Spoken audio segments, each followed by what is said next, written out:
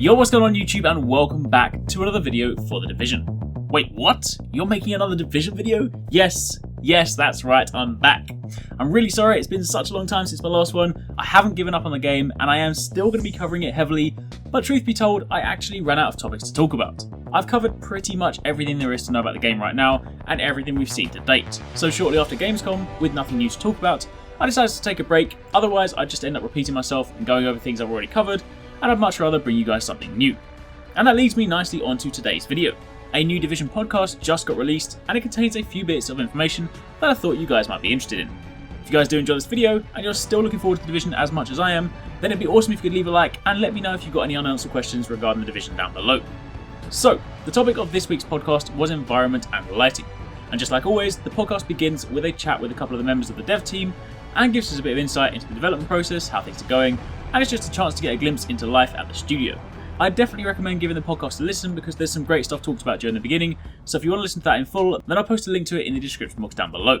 But after that, they then moved on to Q&A, and aimed to answer some of the community's burning questions on the topic of the environment. First up, on top of the already bleak setting, one of the questions was, will we see really bad weather? In other words, snowstorms, rain showers, etc.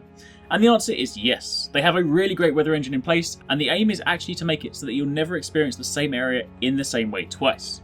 So in other words, you might go there one time and say it's during the day, it might be clear, there might be snow on the ground, but there might be nothing else going on, and you might then come back another time and it could be raining, or there could be like a blizzard going on or something like that. And speaking of which, yes, there can be heavy blizzards or heavy storms, but these will obviously be periodic so as to strike the right balance and not just become a nuisance. Because obviously while it is cool at the beginning, if there were blizzards 24/7, it would just get really annoying. But yes, to reiterate, in short, there will and can be some really bad weather on top of the sort of day-to-day weather we've seen. The next question was, how much of the environment can we actually interact with? Now we've obviously all seen the famous closing car door scene, but there's more to it than that. The world is built with a layer of dynamic items or objects on top. These dynamic objects are things that we can interact with. Cars are one such object, and doors are not the only thing that you can close. This also extends to boots and bonnets, or hoods and trunks for the American audience.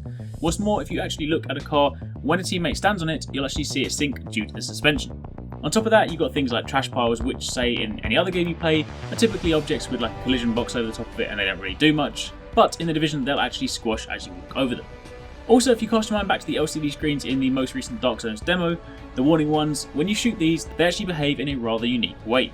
In many games again, if you have things like this, the light will either simply go out, or you'd have a bullet hole texture applied to the top of it. But in the Division, the screen will actually distort or glitch, kind of like how, say, an iPhone screen would glitch if you smash part of it. So the emphasis here really is on the small details.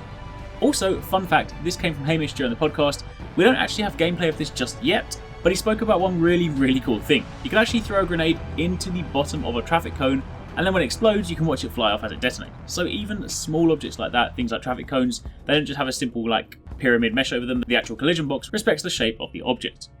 And then finally, moving on to the last big question, are rooftops still accessible?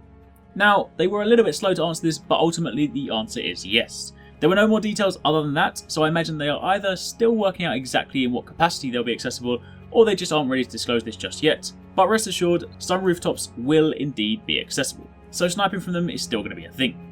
And that's pretty much it.